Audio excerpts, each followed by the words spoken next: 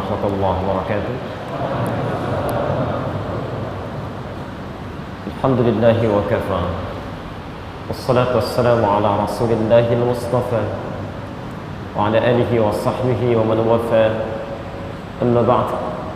Fa ya ibadallah, أوصي نفسي وإياكم بتقوى الله فقد فاز المتقون فلا تموتن إلا وأنتم مسلمون. فقال تعالى: يا أيها الذين آمنوا اتقوا الله حق تقاته ولا تموتن إلا وأنتم مسلمون. وقال: يا أيها الناس اتقوا ربكم الذي خلقكم من نفس واحدة وخلق منها زوجها وبث منهما رجالا كثيرا ونساء واتقوا الله الذي تساءلون به والأرحام إن الله كان عليكم رقيبا. Saudara-saudariku rahimani wa rahimakumullah dan mitra muslim dimanapun anda berada, alhamdulillah malam ini kita masih diberikan kesempatan oleh Allah subhanahu wa ta'ala untuk beraktivitas, menjalani sebagian dari aktivitas kehidupan kita. Kita bermohon kepada Allah subhanahu wa ta'ala, semoga seluruh aktivitas yang telah kita kerjakan sampai dengan malam ini diterima oleh Allah subhanahu wa ta'ala, menjadi ibadah yang diikhlaskan hanya kepadanya. Demi Allah kami sampaikan, ada sebagian dari saudara-saudari kita dengan izin Allah subhanahu wa ta'ala sesuai dengan ajalnya telah kembali menghadap kepada Allah. Kita berhusnuzan bahwa sebagian saudara-saudari kita telah berpulang karena barangkali amalannya dianggap cukup oleh Allah subhanahu wa ta'ala. Dosa-dosanya sering diistighfari sehingga dianggap ringan kesalahannya saat kembali kepada Allah subhanahu wa ta'ala. Kita masih membutuhkan malam ini, masih membutuhkan ibadah di saat ini untuk sekedar meningkatkan amalan kebaikan kita dan juga mengistighfari dosa-dosa yang pernah kita kerjakan dalam kehidupan. Jika sampai malam ini antum belum juga terfikir untuk meningkatkan kebaikan saat sebagian saudara kita telah kembali kepada Allah, antum membutuhkan berapa malam lagi untuk beristighfar kepada Allah subhanahu wa ta'ala. Karena itu teman-teman sekalian, mulai malam ini tanamkan pada jiwa anda, jika anda belum mampu berlomba dengan orang-orang saleh untuk meningkatkan kebaikan, sebaiknya anda segera bertekad untuk berlomba dengan para pendosa dalam beristighfar dan bertobat kepada Allah subhanahu wa ta'ala. Teman-teman sekalian, alhamdulillah kita berada di satu tempat rumah Allah subhanahu wa ta'ala yang dengan izin Allah diinisiasi oleh para ulama kita, para masyayikh kita, sehingga hadir suasana yang terbaik di malam ini. Saya khusus bermohon pada Allah subhanahu wa ta'ala, siapapun yang pernah menginisiasi, berkontribusi hadirnya Masjid Al-Irsyad ini dengan segala hal yang terkait di dalamnya, ada perguruannya, ada majlis ta'limnya, ada halaqahnya, semoga Allah subhanahu wa ta'ala melimpahkan segala kemuliaan seperti dijanjikan oleh Rasulullah sallallahu alaihi wasallam dalam hadis riwayat Muslim nomor hadis 1893. Rasulullah sallallahu alaihi wasallam bersabda, "Man dalla ala khairin falahu ajruhu mithla ajri fa'ilih min ghairi an yanqusa min ajrihi syai'." Siapa yang pernah menunjukkan pada satu kebaikan, memfasilitasi pada satu maslahat, kemudian itu dikerjakan oleh orang-orang setelahnya, maka ia akan mendapatkan pahala yang sama dengan orang yang mengerjakannya tanpa dikurangi sedikit pun. Masya Allah, sejak masjid ini dibangun, perguruan ini ada, orang yang menginisiasinya, kemudian merencanakannya, membangunnya, dan kami lihat dari sejak sebelum masuk ke masjid ini, kami amati gambar-gambar di bawahnya, bagaimana para masyayikh berjuang, bagaimana bangunan tempo dulu sampai jadi sampai saat ini. Demi Allah kami katakan, siapapun yang salat di masjid ini, yang membaca Al-Quran, yang beribadah kepada Allah, yang berdoa kepadanya, insya Allah para ulama-ulama kita mendapatkan pahala yang tidak berkurang sedikit pun. Dan untuk kita yang hadir pada malam ini, saya bermohon pada Allah subhanahu wa ta'ala agar Allah subhanahu wa ta'ala memberikan kabar baik kepada kita semua yang terpilih di antara sekian hamba-hamba Allah yang tengah sibuk beraktivitas di malam ini. Anda bayangkan teman-teman, malam ini tidak mudah, malam weekend, malam Sabtu, malam untuk beraktivitas yang sepi di dalamnya, memilih untuk beristirahat, ada yang rekreasi, ada yang ingin refreshing. Masya Allah, ternyata di antara sekian orang yang sibuk itu, Anda yang terpilih oleh Allah untuk digerakkan langkahnya, dilembutkan hatinya, membelokkan itijahnya berada di masjid ini. Maka kami berikan kabar gembira dengan kadar keikhlasan antum semua di malam ini dengan hadis Rasulullah sallallahu alaihi wasallam tercantum dalam riwayat Imam Ibnu Majah dalam kitab Sunannya nomor hadis 233 dari sahabat Abu Darda radhiyallahu taala anhu. Qala Rasulullah sallallahu alaihi wasallam, perhatikan kalimatnya, man salaka tariqan yaltamisu fihi ilma sahhalallahu lahu tariqan ila al-jannah. Siapapun, man ismun mausulun yadullu ala al-'ammiyah, huruf menunjuk pada subjek tanpa batas, mau laki-laki, mau perempuan, mau besar, mau kecil, mau dewasa, mau siapapun. Nabi SAW menyampaikan, man, siapapun, saya tidak peduli siapapun dia, selama dia muslim, salaka tariqa, yang menyiapkan dirinya menempuh satu jalan saat orang lain gemuruh dengan dunianya, menyibukkan diri dengan aktivitas dunianya, orang-orang ini menyiapkan dirinya menempuh jalan yaltamisu fihi ilma, untuk belajar sebagian dari tuntunan agamanya. Insyaallah, saya dengar ada yang berangkat dari Bandung, ada yang berangkat dari Jakarta, ada yang terbang dari Bali, ada sekitaran Surabaya. Masya Allah, demi Allah kami sampaikan, Nabi menyampaikan perjuangan antum di malam ini, kalau benar-benar ikhlas karena Allah, sahhalallahu lahu tariqan ilal jannah, maka setiap langkah yang antum titikkan sampai dengan di masjid ini, kata Nabi, akan dibayar tuntas dengan diringankan langkahnya menuju surganya Allah subhanahu wa ta'ala. Tidak cukup dengan itu, wa innal malaikata la tadau ajnihataha ridan li talibil ilmi. Dan jika anda tahu, kata Nabi SAW, sejak antum menyiapkan diri dari tempat antum tinggal, menyiapkan perangkatnya, menapakkan langkahnya, wa innal malaikata, dan sungguh para malaikat itu, bentuknya jamak, ada bentuk tunggal disebut dengan malak, Quran surah 12 ayat 31, posisi paling kanan sebelah atas di pojok. Masya Allah, ya. Ma hadza bashara in hadza illa malakun karim, malak satu malaikat. Tapi kalau dijamakkan, berubah kalimatnya dari malak menjadi malaikat. Kata Nabi SAW, kalaulah penuntut ilmu itu mengetahui, wa innal malaikata, dan sungguh banyak malaikat, la tadau ajnihataha ridan li talibil ilmi, sejak mereka keluar dari tempat mereka tinggal untuk menuntut ilmu, para malaikat ini membentangkan sayapnya, menaungi mereka sampai tiba di majlis ilmu, sampai kembali ke tempatnya masing-masing, memberikan ridha kepada mereka semua. Dan ridhanya malaikat minimal ada dua makna di sini. Yang pertama, ad-du'a'u bil khair, memohonkan kebaikan-kebaikan bagi para penuntut ilmu. Karena itu teman-teman sekalian, ketika anda hadir di majlis ilmu, sampai kembali lagi nanti, atau dimanapun anda hadir dengan ustaz siapapun, maka isilah perjalanan anda sampai anda hadir di majlis ilmu dengan kembali ke tempat masing-masing dengan banyak memohon kebaikan-kebaikan kepada Allah subhanahu wa ta'ala. Dan yang kedua, al-istighfaru lahum, memohonkan ampunan bagi dosa-dosa yang mungkin pernah dikerjakan oleh kita semua. Demi Allah kami sampaikan, mudah-mudahan siapapun yang hadir saat ini, belajar di malam ini, dikabulkan segala hajat-hajat kebaikannya dan digugurkan dosa-dosanya oleh Allah subhanahu wa ta'ala sampai kembali menghadap kepada Allah. Tayyib, ikhwas sekalian, tapi semua harapan dan cita-cita kebaikan tadi ternyata tidak mudah didapatkan. Karena saat yang bersamaan kita ingin menjadikan pribadi kita baik, ternyata di waktu yang bersamaan ada musuh yang selalu mengintai kita, yang ingin memastikan bahwa dari ujung kepala sampai ujung kaki tidak terjadi aktivitas kita kecuali bergeser dari nilai-nilai kebaikan tadi.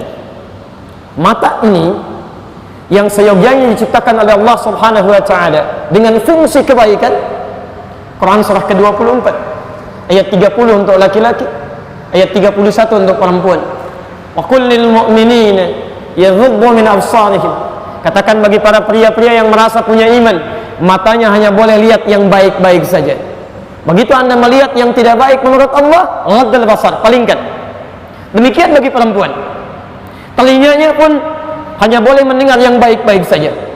Karena itu diharamkan mendengar riba, diharamkan kita mendengar sesuatu yang tidak Allah sukai. Lisannya hanya boleh bicara yang baik-baik saja. Karena itu Nabi mengatakan, man kana yu'minu billahi wal yawmil akhir falyaqul khairan aw liyasmut. Siapa yang merasa beriman pada Allah dan hari akhir, maka lisannya hanya punya dua pilihan. Cukup katakan yang baik, kalau tidak diam. Tidak ada pilihan yang ketiga. Sampai ujung kakinya, dari kepala sampai ujung kaki. Saking mulianya manusia ini, diturunkan ayat-ayat dari ujung kepala sampai ujung kaki. Quran surah ke-25 ayat 63. Wa ibadur rahmanil ladzina yamshuna 'alal ardi hawana. Dan hamba-hamba Allah itu yang punya kaki, saat mereka berjalan, hamba-hamba Allah yang penyayang itu jalannya dengan tawadhu, penuh dengan kerendah hatian, tidak angkuh melangkahkan kakinya. Teman-teman, dari ujung kepala saja sampai dengan ujung kaki, Allah meminta kita untuk menjadikan semua elemen tubuh ini berjalan pada yang baik-baik. Tapi saat yang bersamaan itu tidak mudah, karena ada makhluk yang mengintai kita, disebut oleh Al-Quran sebagai musuh yang sangat berbahaya, yang ingin memastikan bahwa ujung kepala sampai ujung kaki ini bergeser dari nilai-nilai kebaikan tadi pada sesuatu yang tidak disukai oleh Allah Subhanahu wa ta'ala. Kita akan coba turunkan siapa makhluk berbahaya ini. Apa pentingnya kita mengenali makhluk ini? Bagaimana kemudian kita menghindarinya?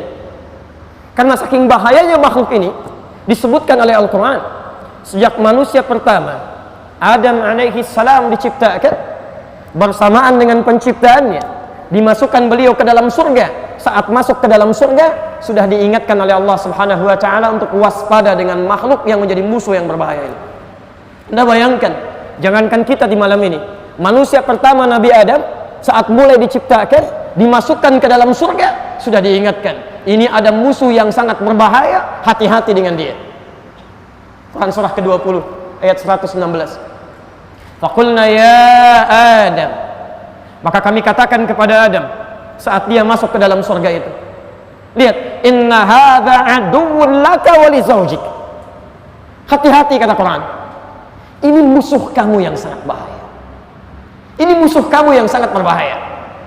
Musuh kamu dengan istrimu. Manusia pertama saat mulai diciptakan, masuk ke dalam surga, sudah diingatkan oleh Allah Subhanahu wa ta'ala, ini musuh yang berbahaya, hati-hati. Bahkan saat Adam alaihissalam diturunkan oleh Allah Subhanahu wa ta'ala ke muka bumi, kemudian mulai berkeluarga, berganti generasi, diingatkan generasi ini oleh Allah Subhanahu wa ta'ala langsung. Bukan cuma Adamnya, seluruh generasinya diingatkan oleh Allah Subhanahu wa ta'ala, hati-hati dengan musuh ini, akan tetap dia menjadi musuh sampai dengan kiamat nanti. Maka ambil dia sebagai musuh. Bahkan Allah perintahkan kepada kita, jadikan dia sebagai musuh, bukan sebagai kawan. Quran surah 35 Fatir ayat yang ke-6. Lihat kalimatnya, inna syaitana lakum aduwa fattakhidhuhu aduwa. Hati-hati, kata Allah, ini makhluk sangat berbahaya, akan jadi musuh bagi kalian, maka tetapkanlah dia musuh sampai dengan kiamat nanti. Adam dilahirkan, maksudnya diciptakan oleh Allah Subhanahu wa ta'ala, dimasukkan ke dalam surga, disebutkan hati-hati selama kamu hidup, ini ada musuh. Turun ke muka bumi, keturunannya disampaikan oleh Allah sebagai peringatan, ini ada musuh. Bahkan teman-teman, maaf, para nabi pun yang diutus oleh Allah Subhanahu wa ta'ala membimbing umatnya, yang diberikan sifat maksum, terbebas dari kesalahan, ternyata Masya Allah tidak luput dari godaan musuh yang satu ini. Adik kita tadi sudah membacakan Quran surah ke-6 Al-An'am ayat 112 sampai 113, posisi paling kiri sebelah atas. Lihat kalimatnya, wa kadzalika ja'alna likulli nabiyyin aduwwa. Demikian kami pun telah jadikan bagi kalangan para nabi itu musuh dalam perjalanan dakwah mereka. Saking bahayanya musuh ini, Nabi Adam diingatkan, generasinya diingatkan, bahkan para nabi sampai dengan Nabi Muhammad sallallahu alaihi wasallam. Kalau antum urutkan dari Nabi Muhammad sampai dengan Nabi Adam alaihi salam, Muhammad bin Abdullah bin Abdul Muttalib bin Hashim bin Abdul Manaf bin Qusay bin Murrah bin Kilab bin Ka'b bin Ghalib bin Fihr bin Malik bin Nadar bin Kinana bin Khuzaimah bin Mudrika bin Ilyas alaihi salam bin Nizar bin Mudar bin Ma'ad bin Adnan bin Addi bin Adri bin Muqawwam bin Nahur bin Tarikh bin Ya'rub bin Yasjub bin Nabit bin Ismail alaihi salam bin Ibrahim alaihi salam bin Azar atau bin Nahur bin Abir bin Kinan bin Arfakhshad bin Sam bin Nuh alaihi salam bin Mikhlail bin Matusyarah bin Kinan bin Anwas bin Tith bin Adam alaihi salam. dari Nabi Muhammad SAW sampai dengan Nabi Adam tidak lepas dari musuh yang sangat berbahaya ini. Jadi kalau Nabi pun waspada dengan musuh ini, Nabi yang surganya jelas, dekat dengan Allah, manusia paling takwa, punya sifat maksum, diingatkan oleh Al-Quran, waspada dengan musuh ini. Anda bukan Nabi, bukan Rasul, surga belum jelas sampai dengan malam ini, hisab masih menegangkan, tidak lebih takwa dibandingkan dengan para Nabi, tidak waspada dengan musuh ini, bahaya kehidupan kita. Pertanyaannya, siapakah musuh yang dimaksudkan ini? Bagaimana dia kemudian menjadi musuh? Dan seperti apa kita mewaspadainya? Kalau Anda tidak pernah kenal dengan musuh yang seperti ini, jangan-jangan tidak sadar kita telah terjerumus pada perangkap-perangkap yang telah disiapkan ini. Inilah yang akan kita bahas di pertemuan dengan malam ini. Mudah-mudahan Allah berikan kemudahan untuk menyampaikan, mudah untuk antum terima, dan mudah untuk diamalkan dalam kehidupan kita. Jelas sampai dengan sini? Jelas insya Allah? Belum ya. Kalau sudah jelas ya selesai, saya pulang. Kita terangkan dulu ya. Teman-teman sekalian, saya mohon izin karena ini masih di awal kajian. Saya ingin berusaha menampilkan isi materi yang sesuai dengan pesan Nabi SAW. Ya. Ada di hadis Muslim. Hadis Muslim. Kalau antum punya kitabnya Syarah Imam An-Nawawi, pesan ini ada di jilid yang pertama, ada 9 jilid. Antum cari jilid yang pertama, halaman 119, Babul Muqaddimah, bab yang kelima, hadis yang nomor 15, posisi paling kiri sebelah atas. Kalau ingin agak sedikit sama dengan saya, cari terbitan yang Darul Hadis, cetakan tahun 2002, warnanya biru dongker ya. Saya beli tanggal 26 Juli tahun 2006 di Husainiyat di Al-Azhar. Harganya masih 450.000 kalau dikurskan sekarang. Perhatikan pesan Nabi yang dirangkum oleh Imam Muslim dalam hadis ini. Nanti antum terapkan dengan ustadz manapun ketika belajar, karena ini yang terbaik yang bisa kita ambil ya. Imam Muslim membuat sebuah bab, beliau sampaikan Babul Isnadi Minad Din. Babul Isnad, bab belajar yang urutannya sesuai, sanadnya tersambung kepada Nabi itu. Babul Isnad. Isnad itu berasal dari kata sanad, yaitu runtutan informasi yang sampai pada sumbernya, pada sumber utamanya. Kalau di ilmu hadis itu, kalau disebutkan dengan sanad, riwayatnya harus sampai kepada Nabi SAW. Kalau kemudian Anda pelajari itu semua, belajar sesuai urutan ini sehingga sampai ke Nabi, ke sumber utamanya, sumber utama, maka pelajarannya disebut dengan isnad. Sekarang perhatikan, beda antara belajar ad-din, belajar syariat agama kita dengan pelajaran biasa. Ya, Imam Muslim memberikan pesan, semua pelajaran yang terkait agama kita, ad-din, itu mesti pastikan bersumber dari sumber yang tersambung kepada Nabi SAW. Babul isnadi, bab belajar tuntunan agama yang tersambung kepada Nabi SAW, referensinya minad din, itu termasuk yang terpenting dalam urusan agama kita. Jadi sama pentingnya dengan urusan ibadah. Antum mau sholat ya, misal Quran surah kedua Al-Baqarah ayat 43, posisi paling kanan di pertengahan, ada perintah sholat, wa aqimus sholat, dan tunaikan sholat. Mustahil Anda bisa menunaikan sholat kalau tidak belajar dulu bagaimana cara sholat yang baik. Nah, ketika Anda ingin belajar sholat itu, maka pastikan cara belajar sholat Anda sesuai, tersambung sampai kepada Nabi SAW. Anda benar cara belajarnya, maka benar tuntunan agamanya. Tapi kalau salah cara belajar Anda, maka praktek sholat Anda pun akan keliru di sini. Al-Bukhari, nomor hadis 751, 757. Hadis Muslim nomor hadis 397. Babul musi fis shalah. Bab tentang orang yang salatnya bermasalah. Perhatikan teman-teman, ini zaman Nabi. Ja'a rajulun ila Nabi sallallahu alaihi wasallam. Datang seorang lelaki kepada Nabi sallallahu alaihi wasallam, namanya Khalad Az-Zuraiqi. Fadakhala ila masjid Nabi sallallahu alaihi wasallam. Maka masuk ke masjid Nabi sallallahu alaihi wasallam. Fa shalla bi jambin Nabi sallallahu alaihi wasallam. Kemudian salat di samping Nabi sallallahu alaihi wasallam. Falamma sallama yaminan wa shamala, tatkala orang ini selesai salatnya, salam ke kanan dan ke kiri, faqala lahu an-nabiy sallallahu alaihi wasallam, Maka Nabi SAW tanpa jeda langsung berkata kepada orang ini, "Shalli fa innaka lam tusalli." Silahkan anda sholat lagi karena anda belum sholat. Silahkan anda sholat lagi karena anda belum sholat. Fa'ada sholatahu 3 marrat. Maka kemudian ia mengulang sholatnya sampai 3 kali.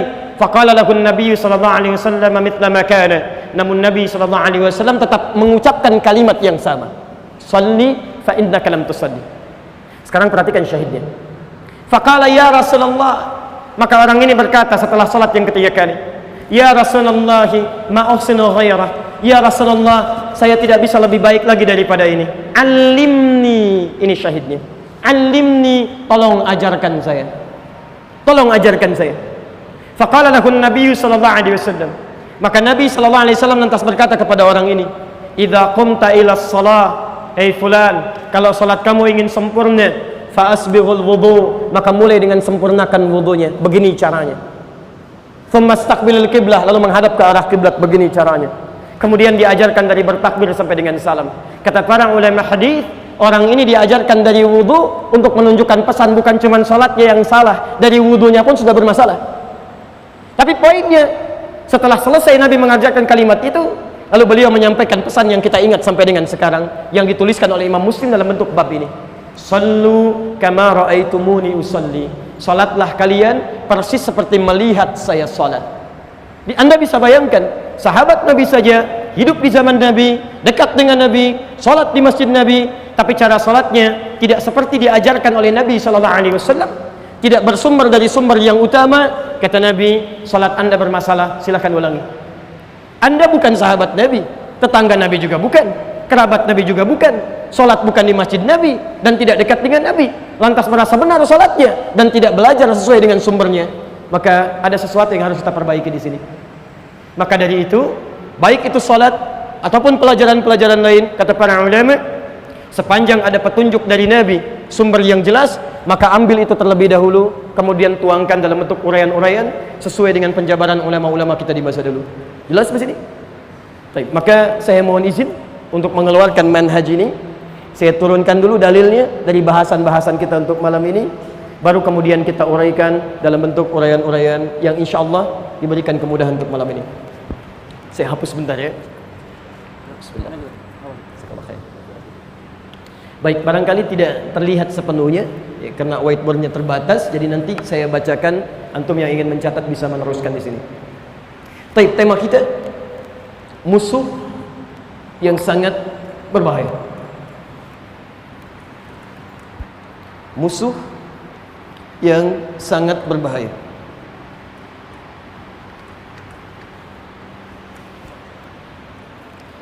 Bagaimana Nabi SAW memberikan gambaran tentang musuh ini? Pertama, mari kita turunkan keterangan Allah Subhanahu wa taala yang disampaikan kepada Nabi tentang musuh ini. Tercantum dalam Al-Qur'an, kita turunkan dalilnya. Satu, kita ambil misalnya Quran surah kedua ayat 34. Asal mulanya terdapat di Quran surah ke-15 ayat ke-28. Kemudian nyambung ke Quran surah kedua ayat ke-30. Muncul namanya Quran surah kedua ayat 34. Nama yang sama terdapat di Quran surah ke-7 ayat 11. Nama yang sama terdapat di Quran surah ke-15 ayat 31 sampai dengan 32. Nama yang sama terdapat di Quran misal surah ke-17 ayat 61. Nama yang sama terdapat di Quran surah ke-18 ayat 50, posisi paling kanan di pertengahan. Nama yang sama terdapat di Quran surah ke-20 Toha ayat 116. Nama yang sama terdapat di Quran surah ke-26 ayat 95. Nama yang sama ada di 9 surah di 11 ayat. Terdapat di Quran surah ke-33 atau ke-34 dulu, lebih tepat ayat ke-20. Kemudian Quran surah ke-38 ayat 74 sampai dengan 75. Dia mulai menjadi musuh. Quran surah kedua ayat 36. Kita turunkan Kadang-kadang sifatnya bisa banyak. Quran surah ke-6 ayat 112. Jenisnya bisa dari kalangan manusia, bahkan Quran surah kedua ayat ke-14, atau juga dari kalangan jin yang tidak tampak. Quran surah ke-114.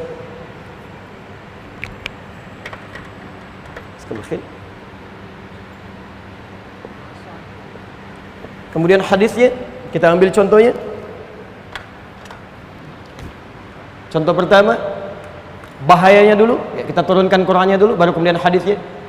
Quran habis videonya. Surah kedua ayat 102, posisi paling kiri sebelah atas. Hadisnya di Abu Daud. Ya, Quran surah kedua ayat 102. Hadisnya di Abu Daud. Nomor hadis 666. Kemudian kita turunkan penjabarannya nanti untuk kewaspadaan. Bagaimana langkah kita mewaspadainya? Quran surah kedua ayat 168, posisi paling kanan sebelah bawah. Kemudian turun hadisnya. Kita ambil riwayat Abu Daud lagi. Nomor hadis 1523. Kemudian di An-Nasa'i bagian ke-9 44. Kemudian cara kembalinya kepada Allah, kita ambil hadis riwayat Muslim yang antum amalkan selepas salat. Nomor hadis 591, 593, 597. Pas sampai akhirnya. Ini materi kita. Baik. Saya agak pelan-pelan. Bismillah. Kita coba kenali dulu musuh ini, dari mulai pertama kali makhluk ini diciptakan sampai menjadi musuh bagi kita. Setelah paham kemudian namanya, bahayanya, baru kemudian kita ambil langkah kewaspadaannya. Bismillah. Quran surah ke-15 Al-Hijr ayat ke-28, posisi paling kanan sebelah bawah. Saat Allah Subhanahu wa ta'ala telah menciptakan malaikat dan jin, diciptakanlah kemudian makhluk baru yang diberi nama dengan bashar. Allah berfirman, wa idh qala rabbuka lil malaikati inni khaliqun bashar. Wa idh qala rabbuka lil malaikati, dan ketika Rabbmu Muhammad berfirman pada malaikat dan jin yang ada pada saat itu, karena jin sudah lebih dulu diciptakan dibandingkan dengan bashar ini. Quran surah ke-15 ayat 27 sebelumnya, wal janna khalaqnahu min qablu min naris samum, dan jin telah kami ciptakan sebelum manusia dari api yang menyambar-nyambar, bergejolak. Setelah diciptakan malaikat, diciptakan jin, kemudian diciptakanlah makhluk yang baru ini. Karena kita sudah dekat kepada waktu Isya, kita akan tanyakan kepada Al-Quran, siapa makhluk ini, bagaimana kemudian Allah menamainya, seperti apa korelasinya dengan hadirnya musuh yang menjadikan ia bahaya dalam kehidupan. Kita nanti lanjutkan setelah mendengarkan kumandang adzan Isya berikut ini insyaallah. Assalamualaikum warahmatullahi wabarakatuh. Alhamdulillah, wassalatu wassalamu ala rasulillah wa ba'd. Ya ibadallah, usi nafsi wa iyyakum bi taqwallahi faqad faza al-muttaqun. Fala tamutunna illa wa antum muslimun. Saudara-saudariku, teman-teman sekalian dan pemirsa mitra muslim dimanapun anda berada, alhamdulillah kita telah menunaikan salat Isya berjamaah. Kita bermohon pada Allah Subhanahu wa taala semoga salat yang telah kita tunaikan diterima oleh Allah Subhanahu wa taala dan menjadi amalan yang ikhlaskan karena Allah Subhanahu wa taala. Baik, kita coba lanjutkan bahwa saat manusia pertama diciptakan, setelah sebelumnya diciptakan dua makhluk yaitu malaikat dan jin, maka Allah firmankan di Quran surah ke-15 ayat ke-28, wa idh qala rabbuka lil malaikati, dan ketika Rabbmu Muhammad berfirman pada malaikat, inni khaliqun bashar, saya akan mencipta makhluk baru, disebut dengan bashar. Disebutkan di Quran 35 kali dalam bentuk tunggalnya.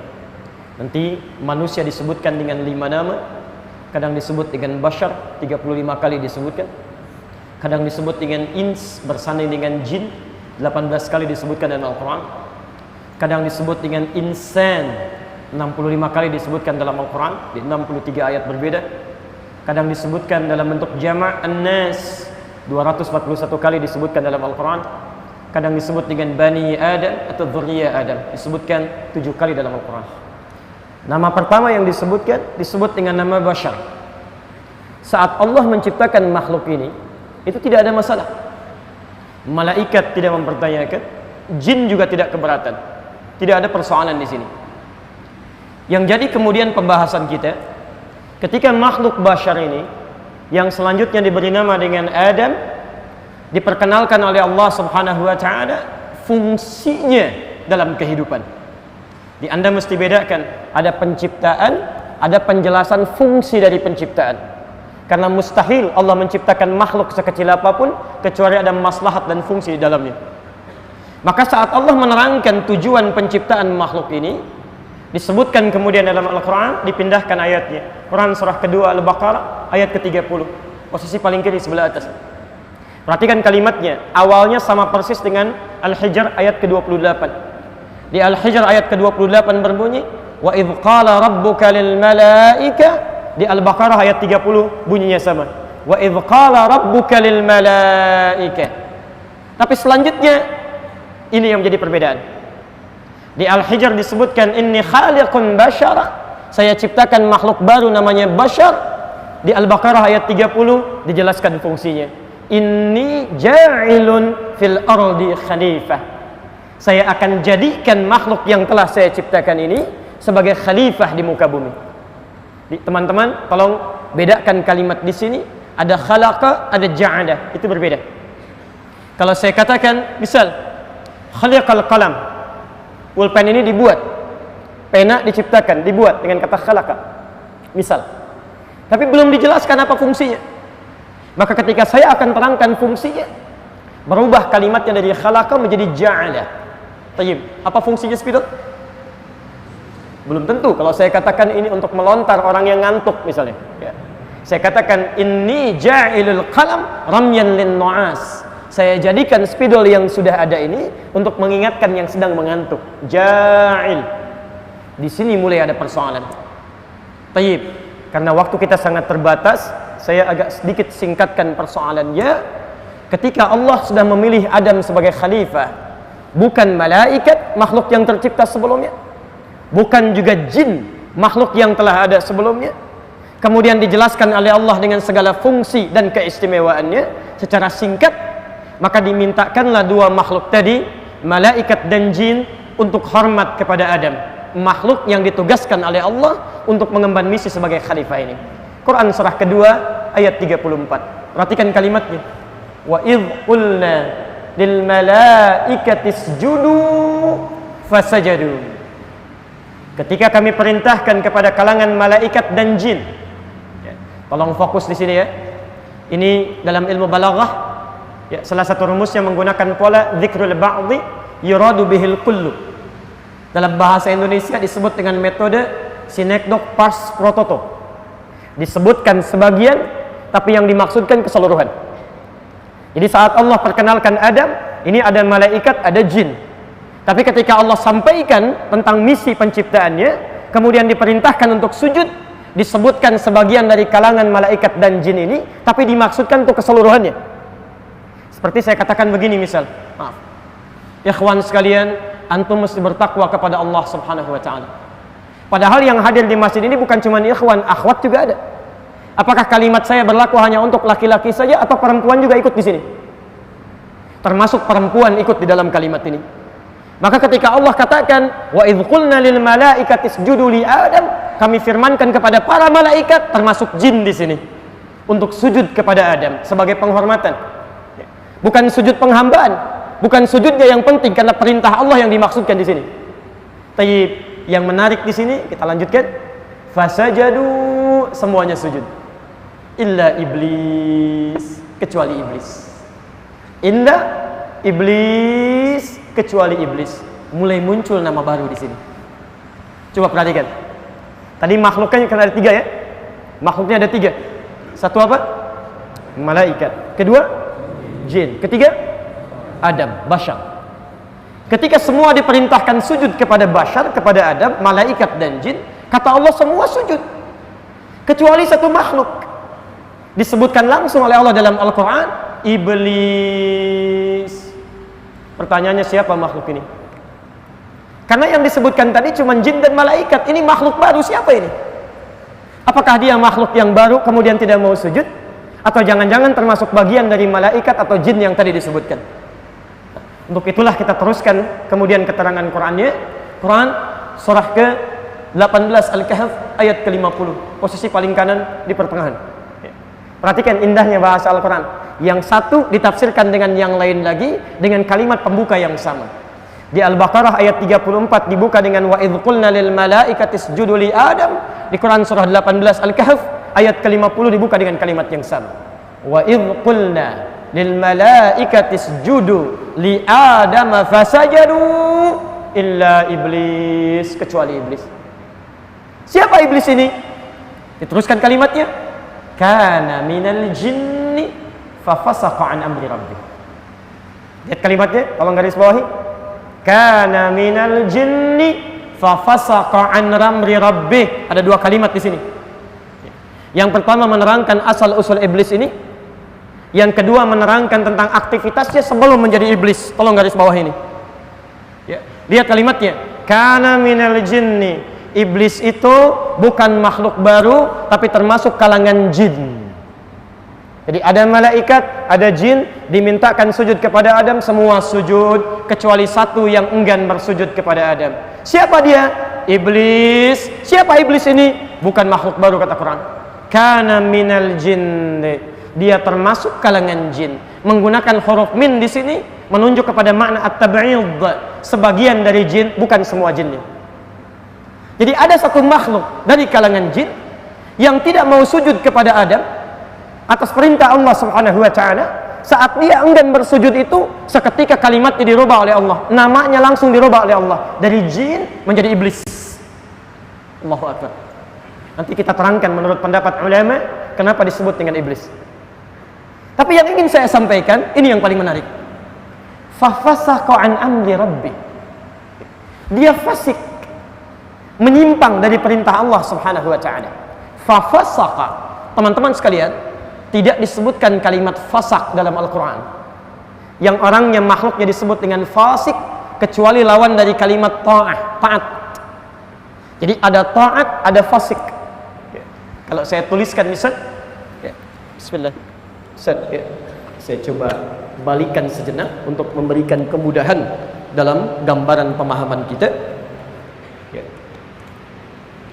Perhatikan pelan-pelan ya. Tadi Quran menyebutkan makhluknya mendapatkan nama baru dari Allah, disebut dengan iblis.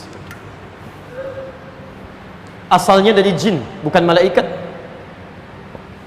Bukan makhluk baru, bukan dari malaikat, tapi dari kalangan jin. Tapi tidak semua jin. Perhatikan. Fafasaqa an amri rabbih. Jin yang punya sifat fasak. Perbuatannya disebut dengan fasak. Fasak. Makhluknya disebut dengan fasik. Jamaknya fasikun atau fasikin. Tidak disebutkan kalimat fasak. Fasik dalam Al-Quran, termasuk dalam hadis, kecuali lawan, diddun. Lawan dari kalimat ta'ah, taat kepada Allah Subhanahu wa taala. Seakan-akan Quran ingin menyampaikan pesan kepada kita, makhluk ini sebelum disebut iblis oleh Allah Subhanahu wa taala, dia termasuk dari kalangan jin yang taat kepada Allah Subhanahu wa taala. Hanya ketika menyimpang dari perintah Allah, berubah kemudian sifatnya menjadi fasak, makhluknya disebut dengan fasik, bahkan berubah nama menjadi iblis. Perhatikan keterangan Al-Fayyumi dalam kitabnya Al-Misbahul Munir, halaman ke-42 sampai dengan 43. 42 posisi paling kiri sebelah bawah sampai ke 43 posisi paling kanan sebelah atas. Al-Fayyumi menurunkan kata iblis ini dalam turunan kata bahasa Arab, walaupun di akhirnya punya kesimpulan yang sangat menarik. Beliau mencantumkan dalam pembahasan huruf ba, lam, kemudian sin. Balasa. Ini menarik ini ya. ada labisa, ada balasa, itu berbeda. Beliau turunkan kata iblis ini dari kata balasa, ba, lam, kemudian sin. Kata beliau, balasa tidak disebutkan dalam bahasa Arab kecuali mengandung 3 arti. Yang pertama al-masah, masah, al-mashu. Yang kedua as-sukut. Dan yang ketiga al-ya'su, keterputus asaan, al-ya'su. Tapi yang paling menarik, lihat makna yang pertama ini. Akar katanya dari kata balasa, makhluk yang melekat sifat balasa ini pada dirinya dinamakan dengan kalimat iblis. Kenapa disebut dengan iblis? Lihat turunan katanya, berasal dari kata balasa, kata al-fayyumi, mengandung arti al-mashu, sesuatu yang hilang, terhapus. Jadi kalau saya tuliskan di sini ada kalimat, lalu saya hapuskan seperti ini misalnya, ya, misal saya hapuskan begini, masih tersisa tulisannya, masih ada hurufnya, hilang sama sekali. Perhatikan teman-teman sekalian, perhatikan maknanya. Makhluk ini asalnya berasal dari kalangan jin yang sebelumnya taat kepada Allah Subhanahu wa taala. Ta'ah. Awas, hati-hati. Saya mau tanya sebentar, jin ini tinggalnya di mana? Di langit atau di bumi? Di langit, taib. Tinggalnya di langit, ya, karena Adam belum turun ke bumi. Jin ini tinggalnya di langit. Taib. Di langit dengan di bumi, perbedaan waktunya berapa lama? Seharinya yang di langit berapa lama di bumi? 1000 tahun. Tahu dari mana? Quran surah ke-32 ayat yang kelima, kan? Posisi paling kanan di pertengahan. Fi yaumin kana miqdaruhu alf sanati mimma ta'udun. Seharinya sama dengan 1000 tahun dalam hitungan Anda. Jadi kalau saya mau sampaikan, kalau makhluk ini beribadah di alam langit cuma 1 hari saja dalam hitungan langit, itu sama nilainya dengan ibadah taat 1000 tahun dalam urusan dunia, dalam hitungan dunia. Jadi kalau makhluk jin ini pernah ibadah dalam sehari saja di langit, itu artinya sama dengan dia ibadah 1000 tahun ukurannya di muka bumi. Tapi ketika dia berbuat menyimpang dari ketentuan Allah, fasik dia, tidak mau taat kepada ketentuan Allah. Bahkan yang paling menarik, Quran surah ke-7 ayat 12 sampai ayat ke-13 ya. Mudah bagi Allah mengatakan, kamu sombong ya, kamu enggan untuk sujud ya. Tapi ternyata dengan hikmah Allah Subhanahu wa taala diperdengarkan di lisan makhluk ini supaya diketahui oleh kita apa yang menjadikan dia menyimpang dari ketaatan kepada Allah. Lihat kalimatnya, ma mana'aka alla tasjuda idh amartuk. Hei jin, hei yang telah saya ciptakan kamu. Lihat kalimatnya, kenapa kamu sulit untuk bersujud kepada Adam ketika saya perintahkan kepadamu? Jadi Allah ingin menegaskan dalam kalimat ini, yang penting itu bukan sujudnya kepada Adam. Saya nggak butuh dengan itu, saya nggak butuh dengan sujud kamu. Yang penting itu ini sedang saya perintahkan. Kenapa kamu tidak taat dengan saya? Termasuk kalimat sholat, kita diminta sholat, antum sujud kepada Allah dalam sholat, kita nggak butuh dengan itu. Allah nggak butuh dengan itu semua. Allah tidak butuh dengan sholat kita. Semuka langit dan bumi tidak sujud kepada Allah, tidak akan menurunkan status Allah sebagai Tuhan. Tetap Rabb, tidak akan mengurangi keagungannya Azza wa Jal ya. Tapi ini ujian ketaatan kita kepada Allah Subhanahu wa ta'ala. Taat tidak dengan perintah Allah ya. Lihat kalimatnya, saya minta kamu sujud kepada Adam bukan karena Adam yang penting, tapi ini perintah saya. Apa jawab makhluk ini? Lihat kalimatnya, ana khairum minhu khalaqtani min narin wa khalaqtahu min tin. Saya lebih hebat dibandingkan dengan dia. Saya lebih hebat dibandingkan dengan dia. Perhatikan cuma satu kalimat, saya lebih hebat dibandingkan dengan dia. Engkau ciptakan saya dari api, sedangkan dia engkau ciptakan dari tanah. Tidak pada levelnya, yang unggul mesti hormat kepada yang lebih rendah. Satu kalimat ini keluar di lisan makhluk ini, dirubah namanya oleh Allah Subhanahu wa ta'ala menjadi iblis, dan terhapus nilai ketaatannya dalam pandangan Allah Subhanahu wa ta'ala. Jadi kalau ada makhluk yang ukuran dunianya misal saja beribadah sudah 1000 tahun misal, kalau ukuran akhirat cuma sehari saja, kemudian bersikap sombong dengan satu kalimat saja, tidak taat kepada Allah Subhanahu wa ta'ala, maka tidak bernilai seluruh amalannya di hadapan Allah Subhanahu wa ta'ala. Ini pesan pertama yang ingin disebutkan dalam penamaan ini.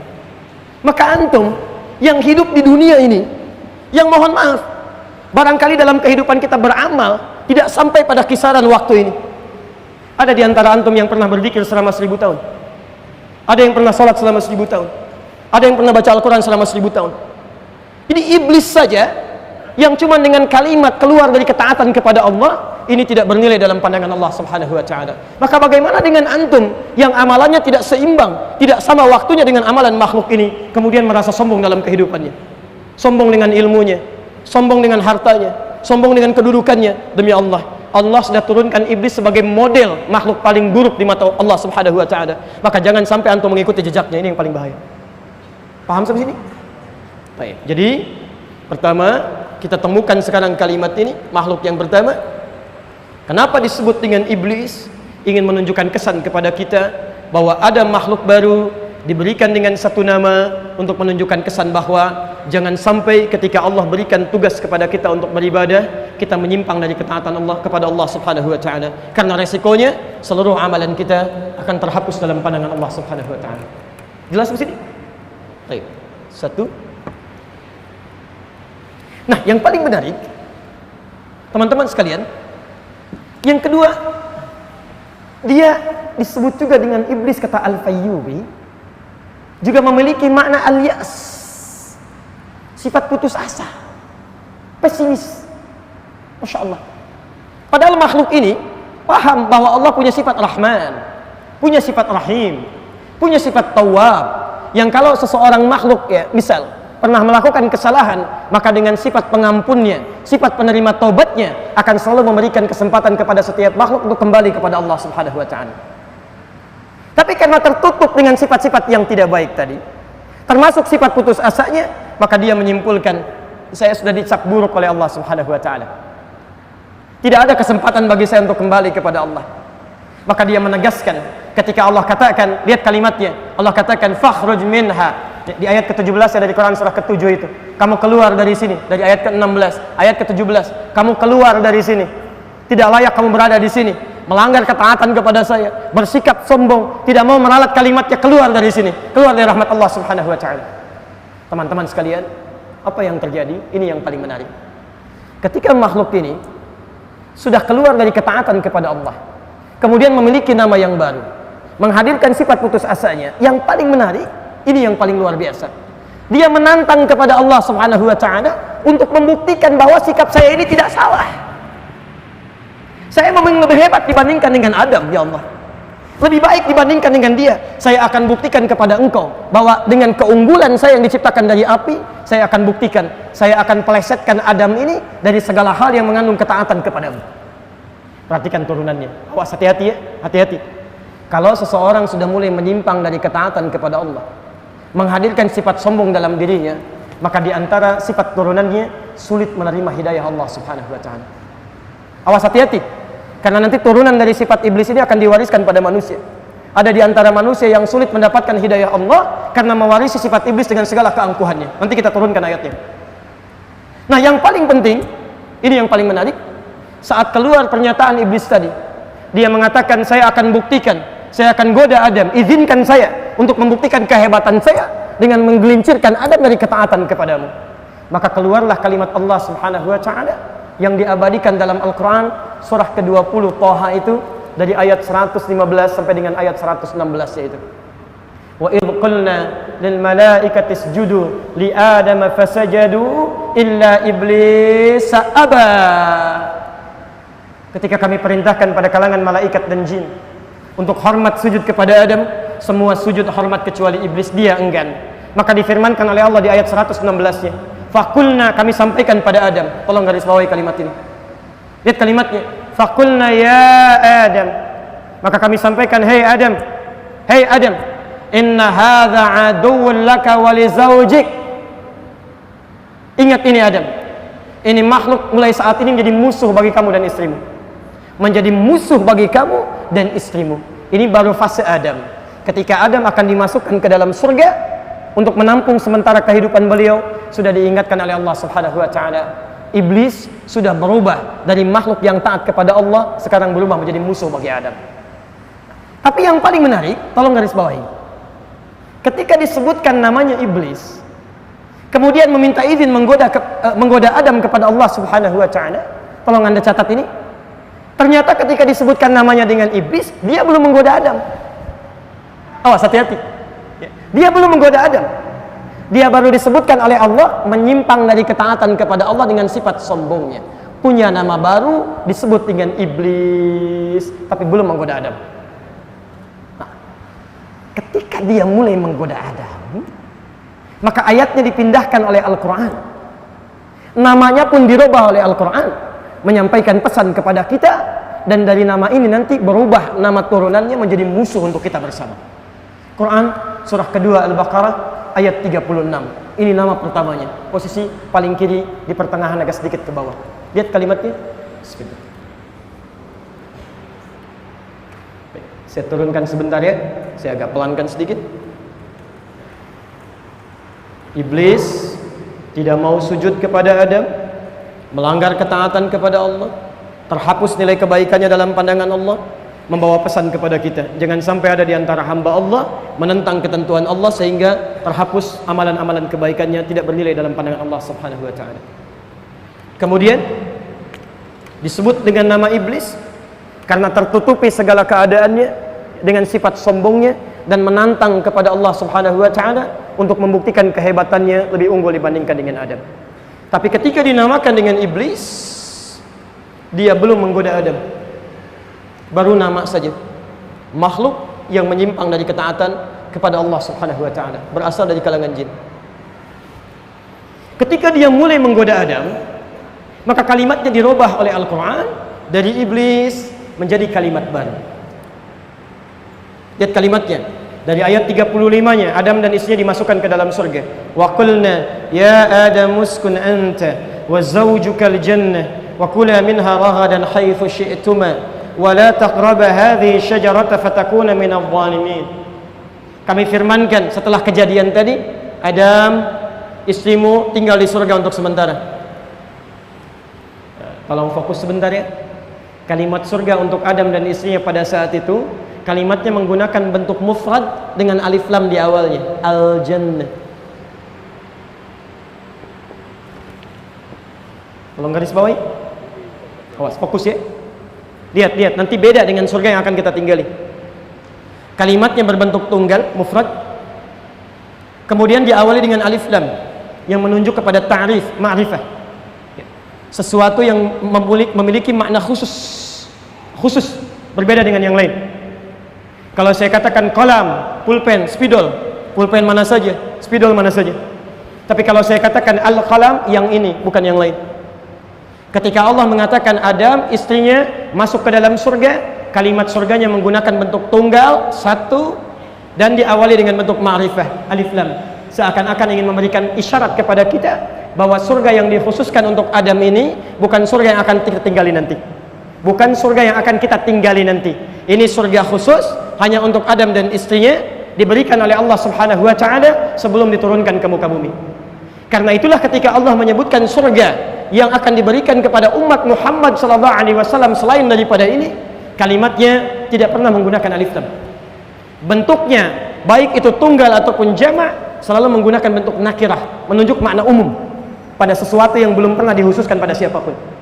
Kalimat surga pertama Al-Baqarah, Quran surah kedua ayat 25, posisi paling kanan sebelah atas. Wa basyiril ladzina amanu wa 'amilus solihati anna lahum jannatin tajri min tahtihal anhar. Bentuknya nakirah. Bentuk tunggal misalnya Quran surah ketiga Ali Imran ayat 133, posisi paling kanan sebelah atas di pojok. Wasari'u ila maghfiratin min rabbikum wa jannatin arduha as-samawati wal ardu a'iddat lil muttaqin. Bentuknya tunggal tapi nakirah, tidak menggunakan alif lam. Ya. Makanya Nabi mengatakan surga kita beda dengan surga yang akan ditempati nanti. Ma la 'ainun ra'at wa la udhunun sami'at wa la khatara 'ala qalbi bashar.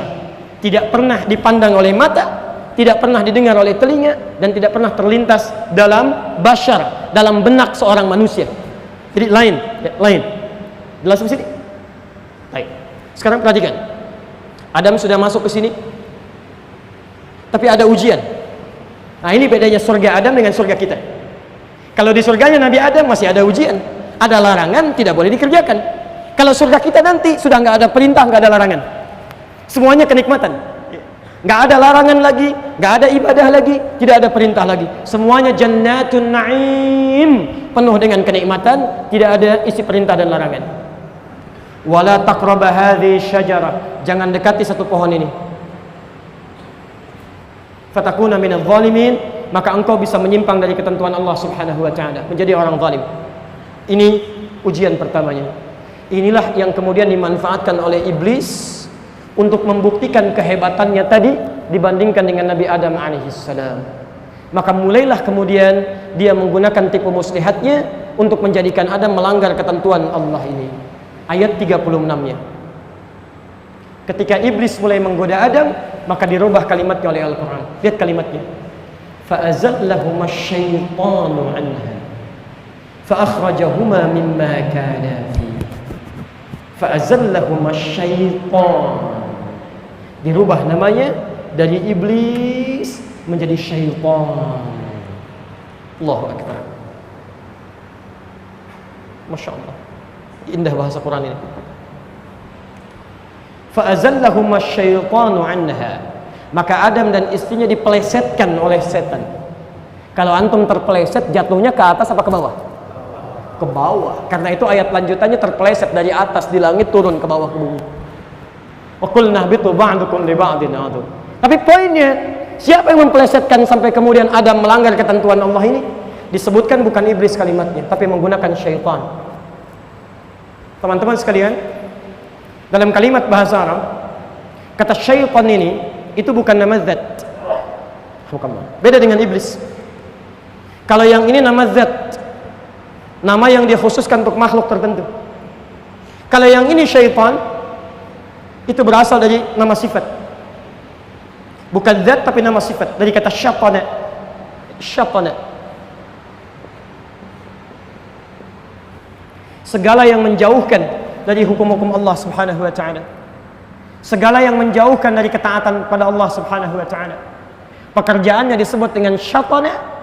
Kalau pekerjaan ini sudah melekat pada diri seseorang, pada diri seorang makhluk, baik itu tampak ataupun tidak, maka kalimatnya berubah. Makhluknya disifati dengan nama baru, disebut dengan syaitan. Jadi ketika iblis mulai menggoda Adam, ini yang paling menarik. Awas, tolong garis bawahi. Tadi iblis berasal dari apa? Jin. Jin. Sekarang tolong turunkan ayatnya. Saya beri contoh. Pelan-pelan. Quran surah 51 ayat 56. Posisi paling kanan sebelah atas. Kemudian ditafsir di Quran surah ke-6 ayat 112. Posisi paling kiri sebelah atas. Lihat pelan-pelan, lihat pelan-pelan. Fokus. Iblis mulai menggoda Adam. Namanya dirubah oleh Al-Quran dari iblis menjadi syaitan. Dari nama zat menjadi nama sifat. Segala yang menjauhkan dari ketaatan kepada Allah Subhanahu wa taala. Akar katanya dari kata syaitan, kalau melekat pada makhluk, makhluknya disebut dengan syaitan. Yang paling menarik, fokus sini. Ketika sifat setan ini digunakan untuk menggoda Adam, yang pertama kali mempraktikkan iblis berasal dari kalangan jin. Teman-teman sekalian, tolong garis bawah ini ya. Di dalam Quran kalimat jin ini seringkali dipasangkan dengan ins. 18 kali disebutkan dalam Al-Quran. Lihat kalimatnya, ya ma'syaral jinni wal ins wa ma khalaqtul jinna wal ins. Bahkan ketika kalimat jin dijamakkan dalam Al-Quran menjadi jinnah, kalimat ins pun dijamakkan menjadi nas. Minal jinnati wan nas. Sekarang perhatikan. Jin tidak disebutkan jin dalam Al-Quran, termasuk dalam bahasa Arab, kecuali untuk menunjuk makna sesuatu yang tak nampak, tersembunyi, tidak kelihatan. Lawannya ins, sesuatu yang nampak, terlihat, bisa teraba. Karena itu jin disebutkan dengan jin, karena memang fitrah kehidupannya tidak nampak. Hati-hati, awas, hati-hati ya. Jin disebutkan dengan jin karena fitrah kehidupannya tidak nampak, tersembunyi dia. Jadi kalau ada jin misalnya melakukan penampakan, itu jin sedang punya masalah, sedang keluar dari fitrahnya. Hati-hati ya. Pasti itu, kalau ada jin melakukan penampakan, pasti akan ada masalah itu. Karena dia sedang keluar dari fitrahnya.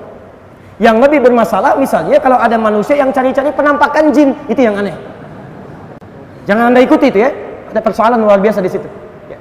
Tapi yang jadi masalah buat kita sekarang, lihat saya, ini kalimat yang sangat menarik. Hati-hati.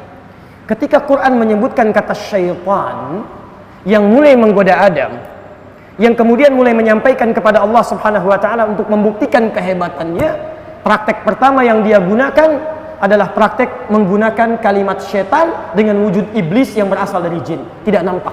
Ini memberikan isyarat kepada kita bahwa godaan pertama yang datang dari iblis adalah godaan yang tidak nampak, yang bisa diberikan kepada, maaf, jiwa raga setiap manusia.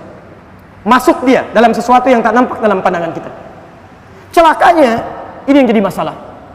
Ketika Adam terkena godaan setan ini, yang tak nampak dalam pandangannya, mulai memberikan was-was. Dekati itu, makan itu, ayo, kamu akan jadi makhluk yang abadi seperti malaikat. Itu nggak nampak dalam pandangan, nggak kelihatan. Ini memberikan isyarat kepada kita pertama kali bahwa iblis itu ketika mulai menggoda Adam, menyatakan dirinya sebagai musuh, maka dia akan menggunakan kekuatan pertama, yaitu kekuatan keadaannya yang tersembunyi, tidak nampak dalam pandangan manusia. Garis bawahi, 1. Sifat setan yang pertama, ketika menggoda Adam, sifat yang pertama, dia bersifat sebagai jin, tidak nampak dalam pandangan. Baik.